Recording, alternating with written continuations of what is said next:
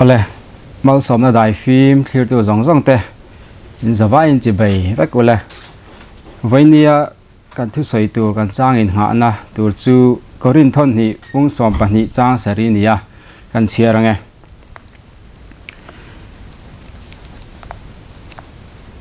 tin sia tin na chu anasat em awanga kai ngai lut tuk lo nan ti sa a hling mi pe ani setana tir kau kut thak noi na na mi mang tu tur chu ti lo chuan kai ngai lu tuk da ange ole fakna la siam tu pakhat chuanin har sana tin reng noya ka kara leng kan ni lo tia asoi dik khopin ka sia mitin mei hi har satna kara leng vek kan nia khovela mishing zong hi hanin zo taila har sanna le beidon na te tok ngai lo mishing hi kan om ka ring lova mani tok thawa hianin mishing te hianin ring tu te hianin har sanna hi kan tok thawani ole har sanna hi ring tu nu na hian eng tiang takin nge poimo na chu nei turani chu ti ni lo sela chu har san ti tong kam hi ring tu te hianin kan mel riat kher lo mai theini har san hi pathianin du taka siam mishing te tan po hianin kan tor hi alo phal hi ani mai lo mo rin na konga kan chau chang te ama hlata kan om chang te tin kan nu nei thla da chang te hianin pathian hianin an hena kan kirle theinan hianin kan chunga hian har san hi aron thlen tir du big ni te na lang thena ni chang chuan jona chanchin na khan kan huanga jona kha pathianin ni de ve kho a khanin thu soi turin tira ma se jona kha ni de ve kho kha chu Israel te mel malian tak mai ani wang khanin jona khanin kalbo na lam kha zongta a she em awang khanin tarsa khwala ba khanin akalta ti chuanin toy zong han soi taila pathianin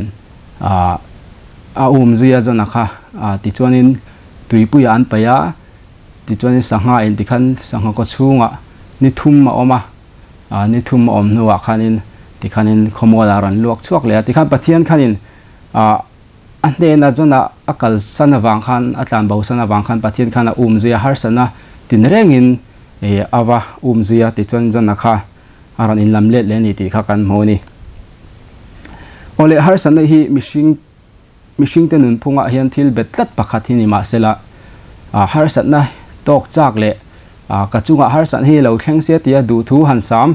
han soi tur hi an om lo mai theini ma se khovela kan om chung hi chuanin har satna hi ring tu te chunga hian entik khuna po hianin alo thleng theya entik khuna po ma chon thei reng kan ni tu na te po hian har sanna tin reng ma chon kan om mai theani ole kong le lama chut chuanin har satna hi ring tu te tan hian cho le kan than len na tur zela ta na kong poimo tak ani loi sini mishing te hi pathianin min hmanga em a afa pa nei chun Isu Krista mangin man lutak man tam takin min tlana ti chuanin ala katangin bovin kalla thin maila ma se anne na kan le nan hianin har satna ten miran tlak buak thin ani chu wang chuanin pathian lakatangin bovin kalla thin maila anne na kan kirle hi adua kan boral mai phalovin mel kan mule theinan kan chunga hian har sanna hi alo thlen tir thin ani ole kan ngei tu angayam kan nuna hianin lim na te lom na te hlo tin na te hlok na te lo thlen chang hi chuanin pathian hi kan shavak thin lo ani nun phung pa ngai kan nunga kan na te tluang takin kan thoka hrisel na tha te kan neya kan ni tin na tluang taka kan thoa eile in tur kan tlacham lova engkim tluang taka kan thoa hetia kan nun kan man lai hi chuan ma ni kain ring tok em a tianga chon in tran pui tu hi kan mamo thin lo ani amai ro chu du thu samangin khovela hen kan om thei si lova rin lo le be sei hau lovin kan dona har satna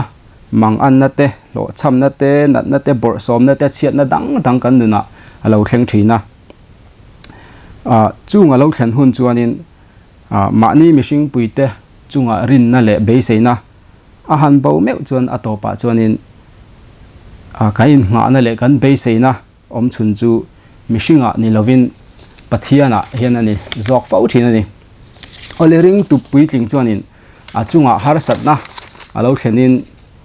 a phun noi mai lovin pathian au thina ni ole job pakha kan hrianga job pakha khovela mi hausa a hun laia mi hausa ming thang ania ti chuanin job pakhan ran rualte beram sa bengtung sanghong sei ti ta nga mema khang athil nei zong kha setana khanin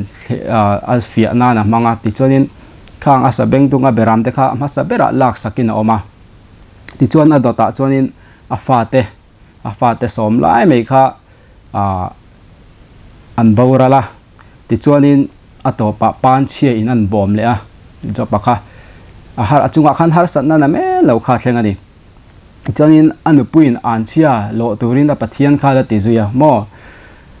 ti chuanin job anuna hianin zirtur thatak kan ne job hi khovela hianin khovela hei mi shigina har satna kan to thei zong hi job hianin atok kan ti thei aneng chu job hian lu suna ataksa bor som na ina tlak boka tin hausak na zong lak sakina om boka ti chuanin job hianin atopa phei kha chuanin khovel hi an che dong mai ani ati ani tin apian ni pokha an chia lo hial ani chu tiang khopa bible po ring tu tha le bible po a ming chuang meu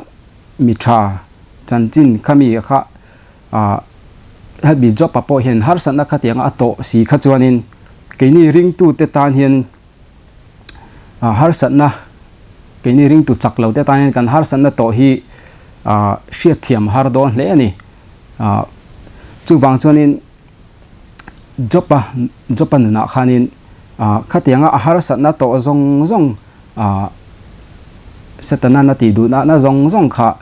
jopa kha aphun noi ai lawani hei hi jopa nuna kan zir tu tha deuh mai ania khang har satna to zong khan jopa khanin voi khatma pathian ming po soi chelova beidong lova rin na nga na pathian chuan atopa chuanin har satna tangin a hruai chuaka mal somna tam takin ma a nei ai tamin pathian khan mal somna avur le adi keini point har satna kan to in phun noi mai lovin pathian hne na in kol tir thinila ama kan nei theina tur lo ni jok nan kan har satna to te kan beidon na to te kan nat na to te hi i mang thinang u har satna kan to phaltu kan pathian hian chu har satna tanga kan chua le chu a phalani ti hi i the ngil ngai lawang u ole thir tu zong te vo in ni a hianin har satna tin reng kan lo tok ani theya a then chu hrisel na lama har satna te zir na lama har satna te tin relationship hemi kan in leichin na lama har satna te kan to kang chung zong kan to chuanin pathian ni sharengila phun noi mai lovin pathian ya wila hemi har satna kan tor phaltu pathian hianin khami har satna tanga kan chua le hi a phalani ti hi tharin ishanon le thawang uti kha voina karon soi thei chuania kan thu soi kan ti rik tak te tha ani chuanin pathianin kan zawai tan mal som ra se alo me